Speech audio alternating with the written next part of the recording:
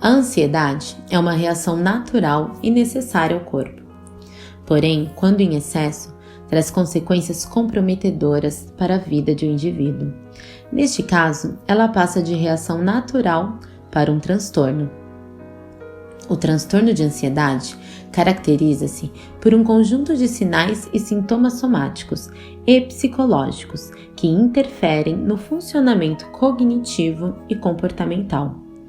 O principal sintoma do transtorno de ansiedade é a presença quase permanente de preocupação ou tensão, mesmo quando há poucos motivos ou quando não existe motivo algum para isso.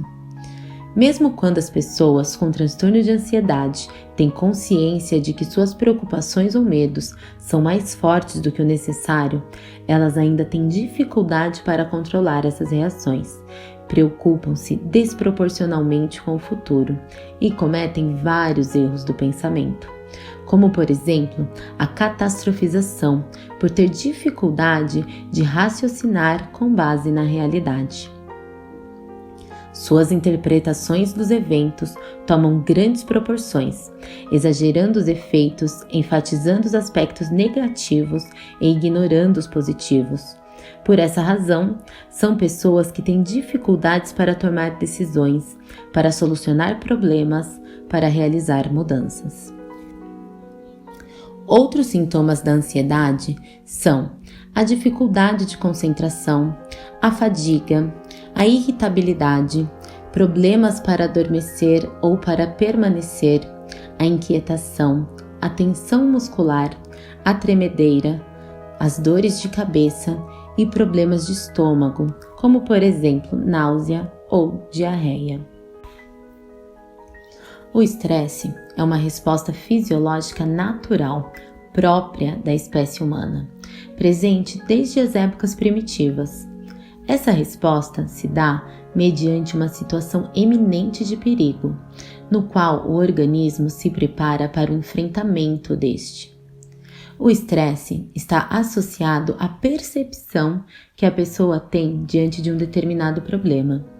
Quando você percebe que será necessário um esforço grande para conseguir lidar com determinada situação, você pode entrar em um processo de estresse.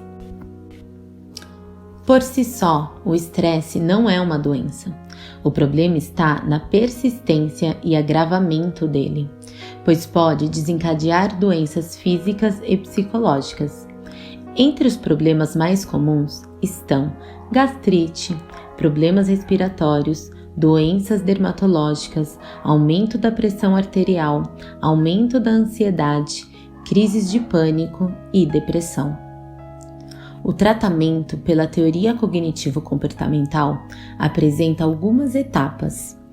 Primeiro, psicoeducação, que consiste em explicar o que é o transtorno de ansiedade e informar sobre a funcionalidade ou não das suas reações comportamentais, informar as sequelas cognitivas, fisiológicas e comportamentais das reações emocionais e como estes três componentes interagem. Segundo, identificar os pensamentos automáticos e as emoções, avaliando-os posteriormente.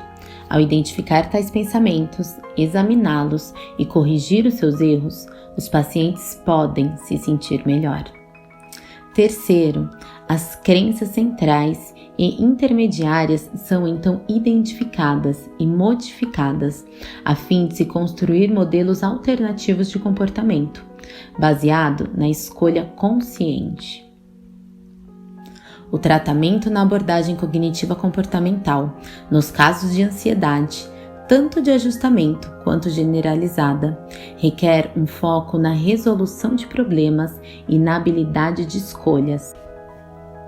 Nessa proposta, os ganhos do paciente se direcionam à autonomia, pois ele passa de uma atitude passiva e evitativa em função do sentimento de impotência, de incapacidade e do medo de tomar decisões, a uma postura menos rígida e consciente das suas reais possibilidades de escolha.